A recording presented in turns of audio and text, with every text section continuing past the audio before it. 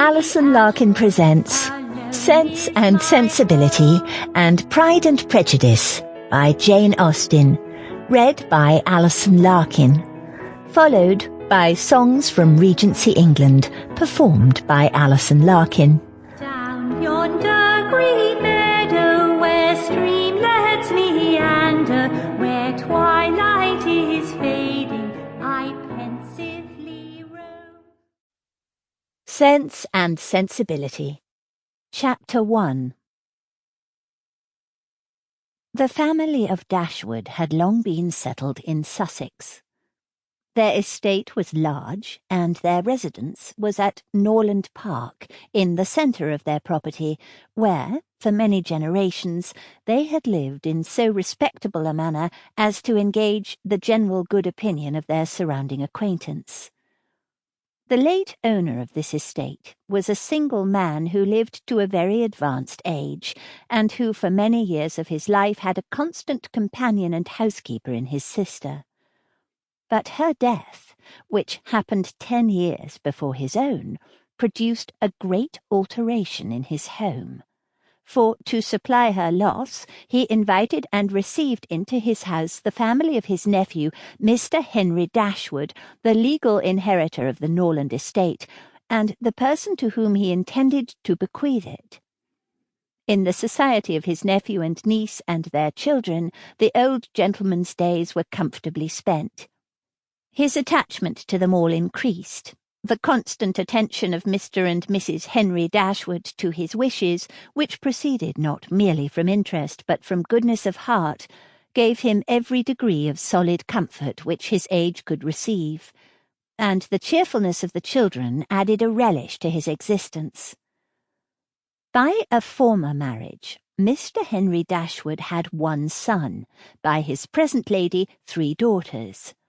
The son, a steady, respectable young man, was amply provided for by the fortune of his mother, which had been large, and half of which devolved on him on his coming of age. By his own marriage, likewise, which happened soon afterwards, he added to his wealth. To him, therefore, the succession to the Norland estate was not so really important as to his sisters, for their fortune, independent of what might arise to them from their fathers inheriting that property, could be but small. Their mother had nothing, and their father only £7,000 in his own disposal. For the remaining moiety of his first wife's fortune was also secured to her child, and he had only a life interest in it. The old gentleman died. His will was read, and like almost every other will gave as much disappointment as pleasure. He was neither so unjust nor so ungrateful as to leave his estate from his nephew, but he left it to him on such terms as destroyed half the value of the bequest. Mr. Dashwood had wished for it more for the sake of his wife and daughters than for himself or his son, but to his son and his son's son, a child of 4 years old, it was secured in such a way as to leave to himself no power of providing for those who were most dear to him, and who most needed a provision by any charge on the estate, or by any sale of its valuable woods. The whole was tied up for the benefit of this child who, in occasional visits with his father and mother at Norland, had so far gained on the affections of his uncle by such attractions as are by no means unusual in children of 2 or 3 years old, an imperfect articulation, an earnest desire of having his own way, many cunning tricks, and a great deal of noise, as to outweigh all the value of all the attention which for years he had received from his niece and her daughters. He meant not to be unkind, however, and, as a mark of his affection for the 3 girls, he left them £1,000 apiece.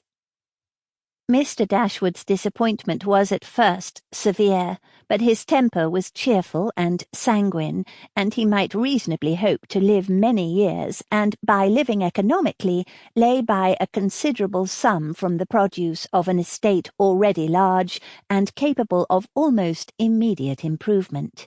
But the Sample complete. Ready to continue?